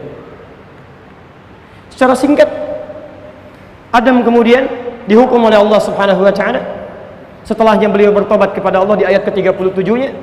Di antara hukuman dan ujiannya dimintakan untuk menjalani kehidupan di muka bumi. Tapi yang harus Anda garis bawahi, ketika Adam diminta turun ke muka bumi, jin pun yang menjadi iblis tadi, yang telah berubah menjadi setan sifatnya, meminta kepada Allah Subhanahu wa taala untuk diberikan kesempatan. Apa kesempatannya? Maaf, Quran surah ke-7 Al-A'raf, fokus dari ayat ke-11 sampai dengan ayat ke-31. Quran surah ke-15 dari ayat ke-29 sampai ayat 40. Dan Quran surah ke-4 ayat 119. Dia memohon kepada Allah Subhanahu wa taala agar diberikan kesempatan oleh Allah Subhanahu wa taala untuk kembali membuktikan kehebatannya, kesombongannya, untuk menggoda Adam dan seluruh keturunannya di muka bumi. Dia minta kepada Allah, ya Allah, perkenankan saya untuk menggoda semua anak cucu Adam, dari depannya, dari belakangnya, dari kanannya, dari kirinya, dan saya akan berjanji kepadamu, dengan kehebatan saya yang lebih daripada Adam, saya pastikan tidak ada di antara mereka yang bisa taat kepadamu kecuali sedikit. Bahkan di ayat ke-40 surah ke-15, maaf, kalimatnya menggunakan illa ibadaka minhumul mukhlasin, kecuali hamba-hambamu yang engkau ikhlaskan ya Allah, yang lainnya saya pastikan akan menjauh darimu. Allahu akbar. Bahkan dia katakan lagi di Quran surah ke-4 ayat 119, posisi paling kanan sebelah bawah ya. Lihat kalimatnya, wala udhillannahum wala umanniyannahum, saya akan sesatkan mereka ya Allah, saya akan sesatkan mereka, saya akan berikan angan-angan dalam benak mereka supaya mereka tidak ingat kepadamu, supaya menyimpang dari ketentuanmu. Di teman-teman sekalian, saat Adam diturunkan ke muka bumi, jin ini yang telah menjadi iblis memohon kepada Allah untuk menggerakkan semua keturunan iblis ini menjadi setan yang akan menjadi musuh bagi Adam dengan memalingkan anak keturunan Adam dari ketaatan kepada Allah Subhanahu wa taala. Dari sinilah kemudian turun statement dari Al-Quran surah ke-7 ayat ke-26. Lihat kalimatnya, ya bani Adam, hei anak cucu Adam, la yaftinannakumus syaitanu kama akhraja abawaikum minal jannah, jangan sampai nanti kalian menjalani kehidupan bisa disesatkan oleh setan seperti Adam dan istrinya, kakek moyang kalian, pernah dikeluarkan dari surga. Ini ayat peringatan pertama bahwa Adam saat berketurunan akan memiliki musuh abadi sampai dengan hari kiamat. Pertanyaannya, apakah kita termasuk dari bagian yang menjadi musuh setan itu? Teman-teman sekalian, semua anak keturunan Adam sampai dengan kiamat disebut oleh Al-Quran dengan istilah Bani Adam. Bani Adam termasuk kita sampai dengan malam ini. Artinya apa? Sampai dengan malam ini kita pun masih mendapatkan musuh abadi yang disebutkan tadi oleh Al-Quran bernama setan. Bernama setan. Yang jadi masalah, kenalkah Anda dengan setan ini? Ada berapa jenisnya? Bagaimana cara dia menggoda kita? Seperti apa menggodanya? Karena Nabi pun merinci setan ini sampai 9 jenis setan yang wajib kita ketahui. Hati-hati, ada 9 jenis setan yang wajib kita ketahui. Bahkan tidak jarang orang mengetahui bahwa di masjid pun ada setan. Sampai di masjid pun ada setan. Tugasnya 2. Pertama, menggoda orang sholat. Hati-hati, ya. Namanya khanzab. Ya, ada di Abu Daud nomor hadis 666. Ya, menggoda orang sholat sampai kata Nabi, lihat kalimat Nabinya. Ya, aqimus sufuf. Mulai rapatkan, luruskan saf kalian. Lihat, rapatkan dan luruskan saf kalian. Wahadhu bainal manaqib wal aqdam. Kemudian ukuran lurus dan rapat ini jika bahunya sejajar, tumitnya menempel di garis lurus. Yang paling menarik, wala tadharu furjatin lisyaitan. Jangan engkau berikan celah yang dengan celah itu setan bisa masuk. Anda bayangkan, ada setan khusus menggoda orang sholat.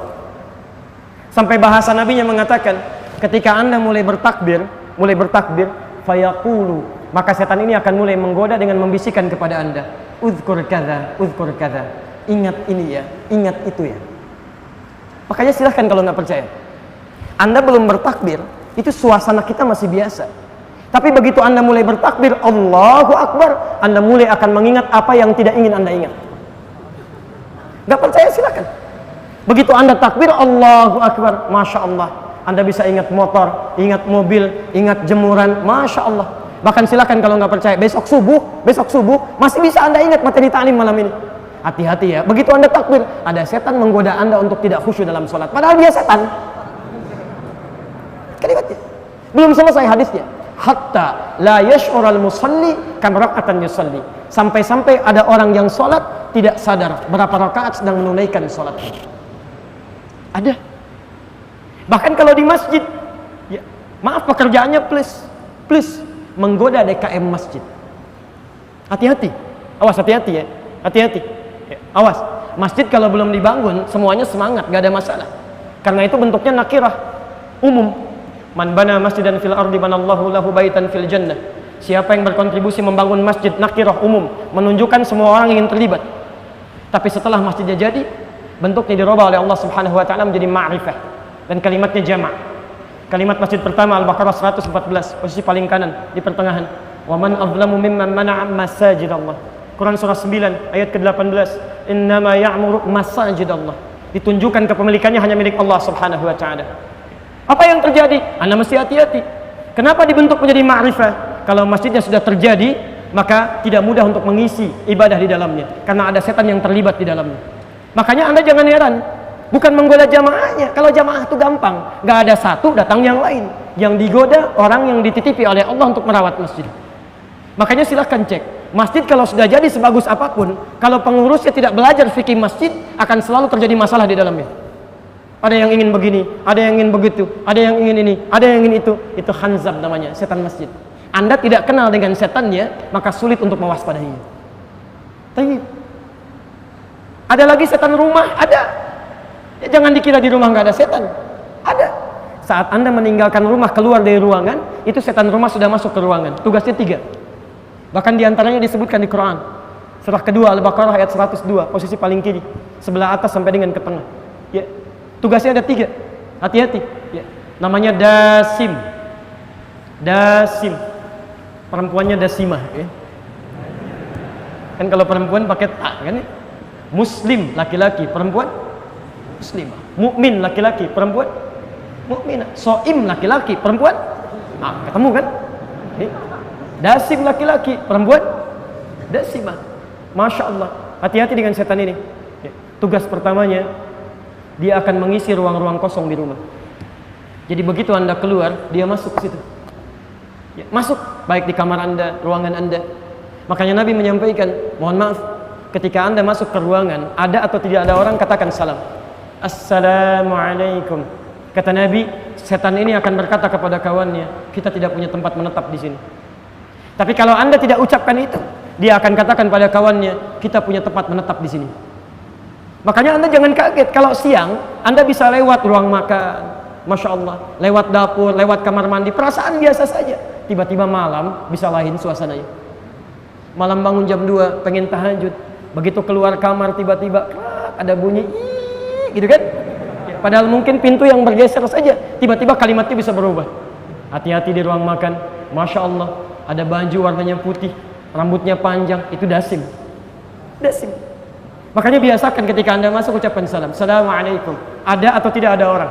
Ya. Begitu Anda katakan Assalamualaikum, setan berkata, tidak ada tempat bagi kita menetap di sini. Ya. Katakan, biasakan, pulang dari sini, masuk kamar. Kalau tidak ada orang, tidak ada orang, ucapkan, biasakan. Assalamualaikum. Tidak dijawab, itu normal. Kalau dijawab, Waalaikumsalam, itu mungkin masalah tersendiri. Baik. Saya ajarkan ini pada anak saya sejak usia 2 tahun dia bisa bicara. Saya bilang, Kak, hati-hati. Di kamar ini, itu ada setan. Namanya Dasim. Dasim. Kalau kakak masuk, ucapkan Assalamualaikum. Dia tidak nunggu lama, seketika dia praktekkan. Dia buka pintu kamar, dia katakan Assalamualaikum Dasim. Dia sebut namanya di situ. Hati-hati ya. Antum tidak amalkan itu yang mengganggu antum, yang sering jadikan dia hadir dalam mimpi buruk, yang sering menghambat antum dalam ibadah, sering tidak memberikan kenyamanan di rumah. Dia itu yang berlaku. Di antaranya, dia masuk pada minuman dan makanan.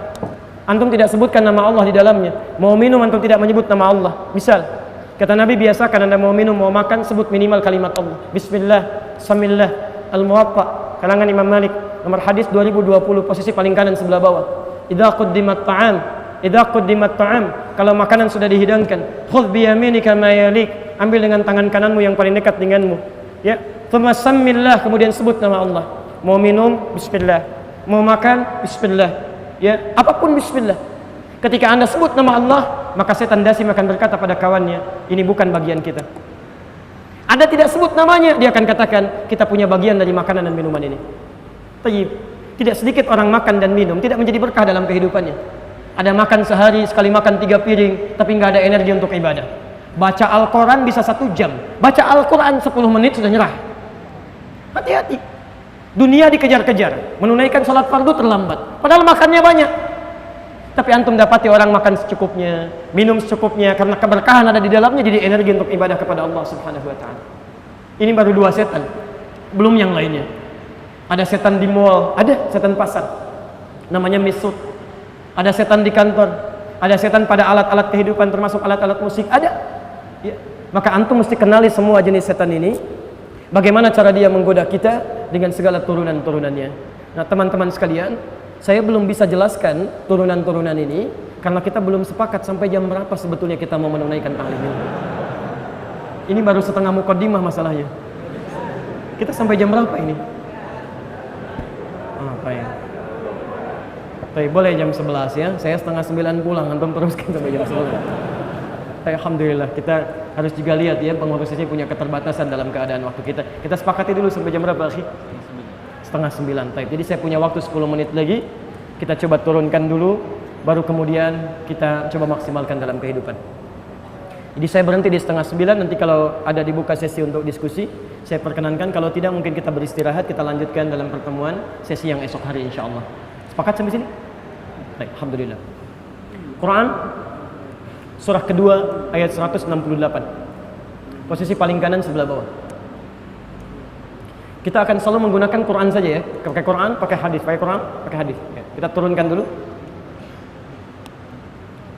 Kita turunkan dulu cara dia menggoda, kemudian kita ambil satu contoh penggodaannya, kemudian ambil cara untuk mengatasinya.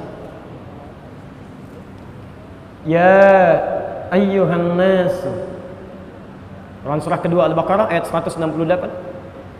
Ya ayyuhan nas, hai manusia, kulu mimma fil ardi halalan thayyiban. Silakan antum berusaha, berikhtiar mendapatkan kebutuhan hidup Anda, minimal makanan untuk kehidupan, dengan cara yang halal dan mendapatkan yang terbaik. Apa kaitan dengan bahasan kita? Teruskan ayatnya. Wala tattabi'u khutuwatis syaitan. Tapi jangan sampai Anda terjebak mengikuti tipu daya syaitan. Lihat, innahu lakum aduwwum mubin. Tanamkan pada jiwa Anda, dia akan jadi musuh yang sangat berbahaya. Baik, fokus. Cara setan saat dia mengikrarkan diri sebagai musuh bagi kita semua, kalimatnya oleh Al-Quran ketika dia menggoda, kalimat tipu dayanya, caranya diungkapkan dengan istilah khutuwat. Khutuwat.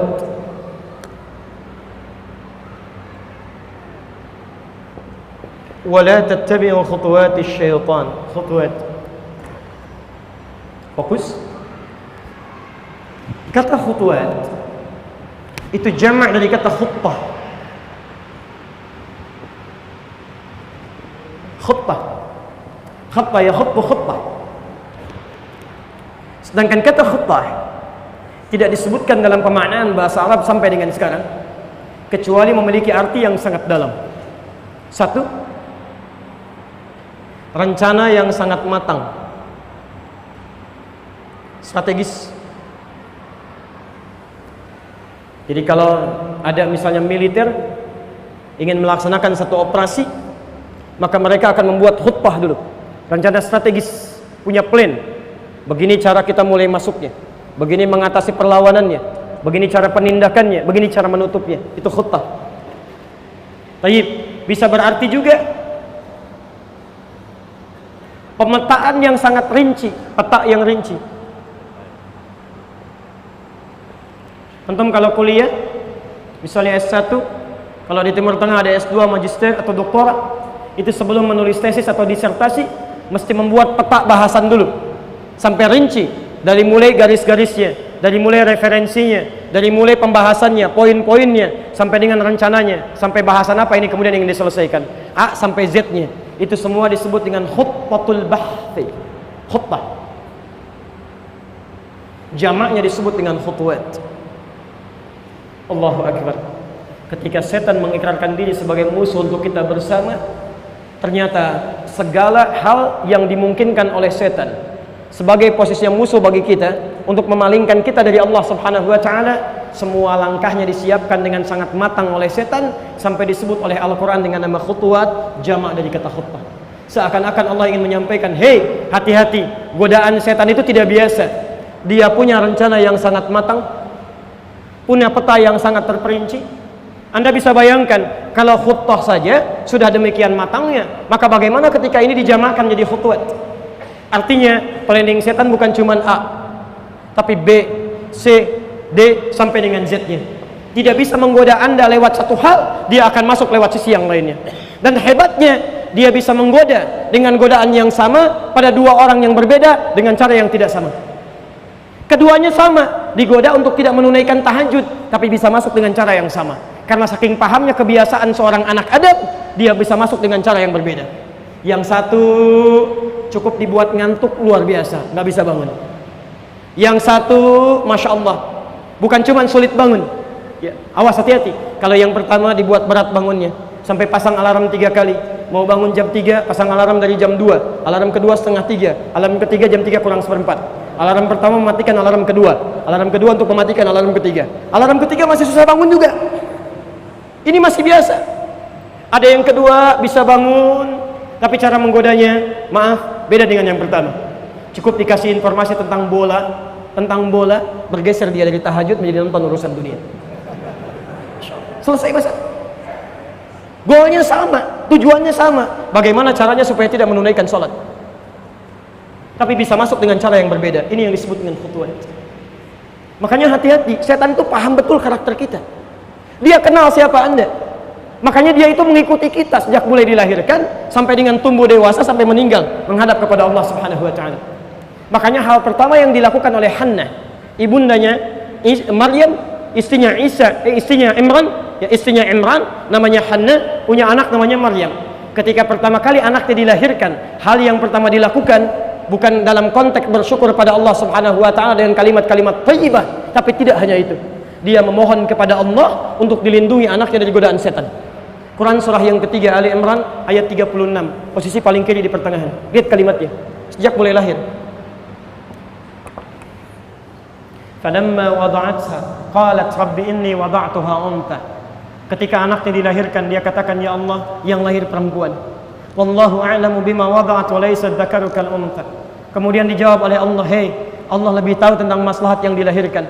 Perempuan pun punya keistimewaan yang tidak dimiliki oleh laki-laki." Apa selanjutnya? Wa inni sammaituha Maryam. Kemudian saya namakan dia dengan Maryam. Wa inni u'idzuha bika wa dzurriyyataha minasyaitonir rajim. Kemudian saya mohonkan kepada Allah supaya anak ini dilindungi oleh Allah Subhanahu wa taala dari buruknya tipu daya setan yang terkutuk. Sejak mulai lahir sudah diperlindungkan kepada Allah Subhanahu wa taala. Ini di setan itu memang ngikutin dari mulai dilahirkan sampai dengan anak kembali pada Allah Subhanahu wa taala. Bahkan diistilahkan oleh Al-Qur'an dengan nama qarin. Hati-hati dengan nama qarin. Ya. Wa may yattakhidhu syaitana lahu qarina fasa'a qarina. Siapa yang menjadikan setan bagian teman dekatnya, maka jadilah dekat dengan dia. Dari mulai lahir sampai mulai Anda beraktivitas, sampai dengan kemudian naik. Bahkan ada setan mulai menggoda dari sejak bayi, namanya Ummu Sibyan. Hati-hati. Anda orang tua tidak belajar tentang setan ini, Anda bisa terganggu dengan keadaan anak Anda. Tadinya anak tenang-tenang saja, tiba-tiba ketika mau sholat dibuat rewel menangis. Tadinya anak tenang-tenang saja ketika baca Al-Quran dibuat mengganggu Anda supaya tidak bisa membaca Al-Quran. Ini Ummu Sibyan. Terus paham kebiasaan Anda, tahu siapa yang bergaul dengan Anda, tahu apa yang Anda baca, tahu apa yang Anda lihat, apa yang Anda dengar, dan dia rencanakan tipu dayanya dari segala pengalaman kehidupan Anda. Itu yang disebut dengan khutuwat. Sekarang saya ambil contoh satu, dan insya Allah kita berhenti di sini, ya, karena waktu kita sudah masuk pada bagian akhir. Kita ambil satu contoh yang paling berbahaya, yang masuk lewat ibadah kita, namanya khanzab. Namanya khanzab. Baik. Khanzab punya teman namanya Walhan. Saya ulang ya. Khanzab punya teman namanya Walhan. Keduanya spesialis menggoda urusan ibadah, ya, khususnya masalah sholat. Walhan menggoda Anda dari sejak wudhu. Ya, Anda jangan kaget kalau nanti Anda sudah wudhu, tiba-tiba kadang-kadang suka merasa gelisah. Kadang-kadang was-was, ini wudhu saya batal atau enggak, ini berhasil atau tidak. Itu kerjaan Walhan itu.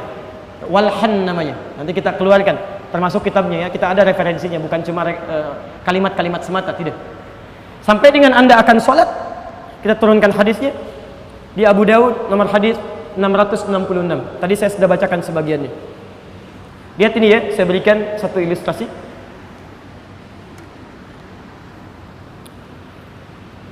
Aqimus sufuf.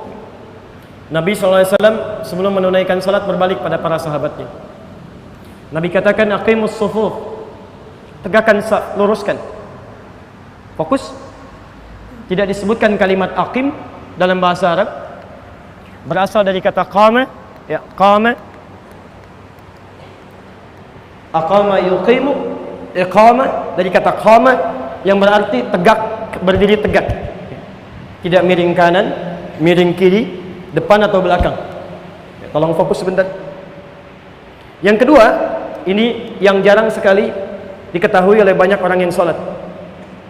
Tidak disebutkan kata iqamah, kecuali yang kedua, posisi kaki itu lebar, tidak selebar, maaf, tidak terlampau lebar, misalnya begini, dan tidak terlampau rapat, misal begini, tapi sejajar dengan bahu. Jadi kalau Anda turunkan, ya, sejajar dengan bahu. Aqimus sufuf kata Nabi, mulai Anda sholat berdiri tegak, badannya tegak, kemudian kakinya lebarnya selebar dengan bahu, tidak terlampau lebar begini, tidak juga terlalu rapat, ya. Itu berdiri yang seimbang. Baik. Yang paling menarik, hadhu bainal manaqib wal aqdam. Kemudian mulai luruskan kata Nabi, rapatkan dan luruskan.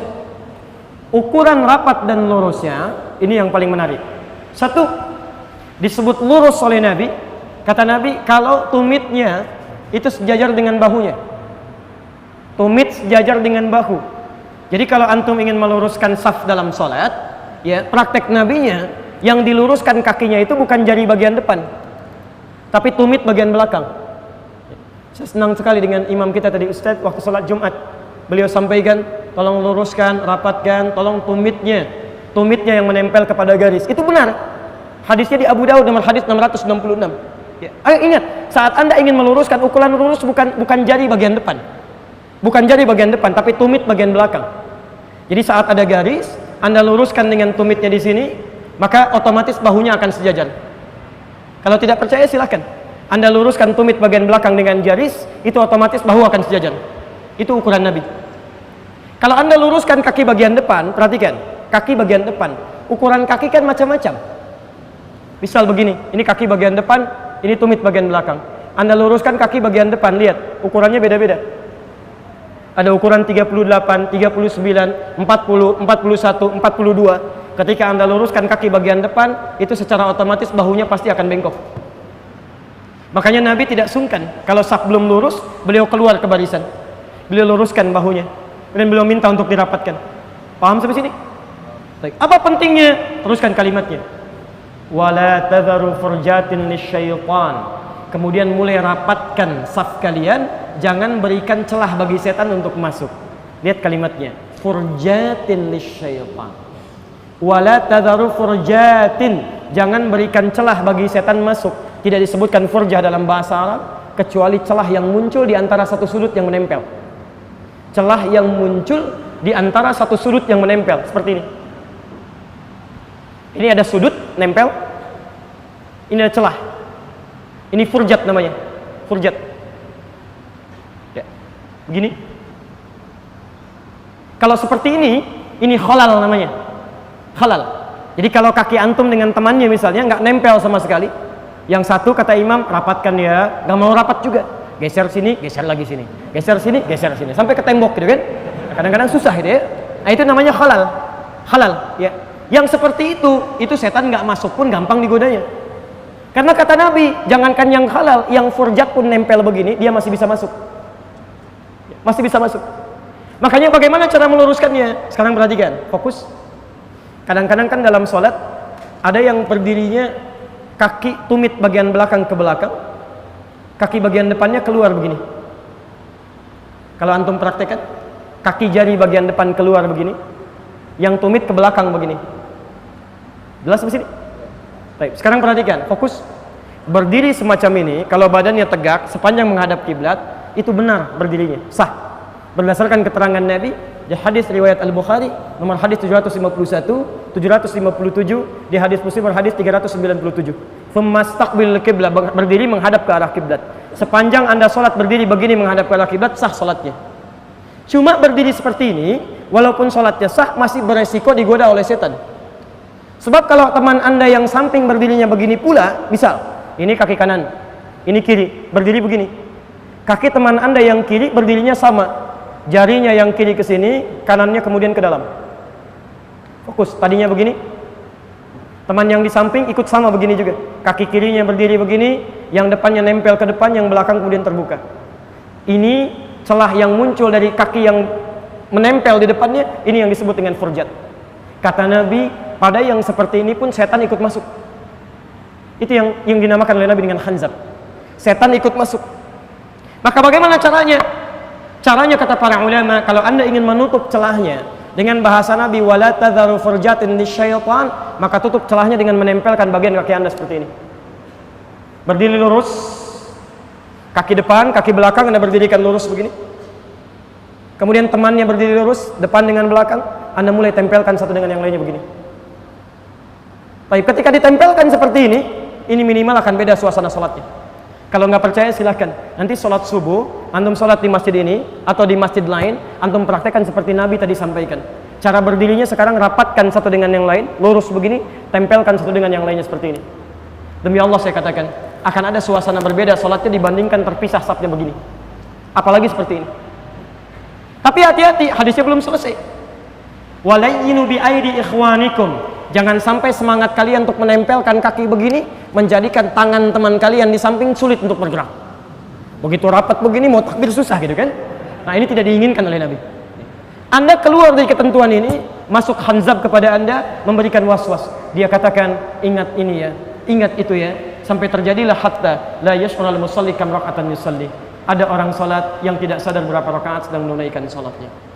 Teman-teman sekalian, itu baru satu setan yang datang menggoda, menjadi musuh kita dalam keadaan kita menunaikan ibadah harian, yaitu menunaikan ibadah salat. Apalagi dengan setan-setan yang lainnya. Dan Anda harus khawatir dan harus waspada, karena di antara setan juga ada yang sibuk menggoda manusia dan datang dalam suasana ta'lim. Hati-hati, ada setan ta'lim yang tugasnya menanamkan perpecahan, menanamkan hal yang tidak nyaman dalam suasana ta'lim. Itu akan muncul. Nanti lain waktu mungkin bisa kita bahas, yang Anda mesti waspada dengan itu. Bahkan oleh Quran disebutkan ada orang-orang yang tergoda oleh setan, kemudian timbul permusuhan di situ dan dia merasa telah berbuat benar padahal dia dekat dengan kesesatan dan tergoda oleh tipu daya setan. Itu ada di Quran, di antaranya surah ke-18 Al-Kahf dari ayat 103 sampai dengan 104-nya. Hati-hati, ya. Wahum yahsabuna annahum yuhsinuna sun'an. Mereka merasa telah berbuat baik dalam kehidupannya, padahal telah dibuat terpisah terpedaya oleh setan yang sangat berbahaya dalam kehidupan mereka. Saya barangkali tidak punya cukup waktu yang banyak untuk menguraikan semua bahasan ini karena telah sampai pada waktu yang menjadi batas pertemuan kita. Ya, tapi saya berikan pesan kepada Anda semua, mudah-mudahan kita semua semakin waspada, belajar kembali tentang setan, belajar kembali tentang musuh kita ini. Dan saya tutup dengan kalimat terakhir. Ingat betul ini? Ingat betul? Ternyata iblis tidak hanya menanamkan sifat setan pada kalangan jin yang tidak nampak, tapi juga ada usaha iblis untuk menanamkan sifat setan pada makhluk yang tampak. Dan diantara yang tampak itu adalah manusia. Ingat, setan beda dengan iblis. Kalau iblis makhluknya, setan sifatnya. Kadang-kadang dia tidak bisa menggoda dengan was-was, tapi dia akan masuk kepada makhluk di sekitarnya untuk memalingkan kita dari ketaatan kepada Allah Subhanahu wa taala. Karena itu saya tutup, disebut di Quran surah terakhir di An-Nas, sifat setan yang kedua, dia bisa berwujud. Masuk ke dalam wujud makhluk yang tampak. Minal jinnati wan nas. Kalau dia tidak bisa menyusup lewat relung hati kita, dia akan masuk pada makhluk di sekitaran kita. Hati-hati, setan bisa jadi TV, setan bisa jadi handphone, dan setan bisa jadi manusia. Jadi kalau antum pulang ke rumah, maaf, istri antum sedang akan menunaikan tahajud, tiba-tiba suaminya mengatakan, "Ma, sini. Ini ada tayangan bola bagus nih. Tolong temani dulu papa." Masya Allah. Pada saat yang bersamaan antum sedang menjadi bukan saya yang bilang ya, antum sendiri. Baik, jadi saya cukupkan dulu sampai dengan uraian ini. Insyaallah kita teruskan dalam kesempatan yang berbeda. Subhanakallahumma bihamdika asyhadu an la ilaha illa anta astaghfiruka wa atubu ilaik. Assalamualaikum warahmatullahi wabarakatuh.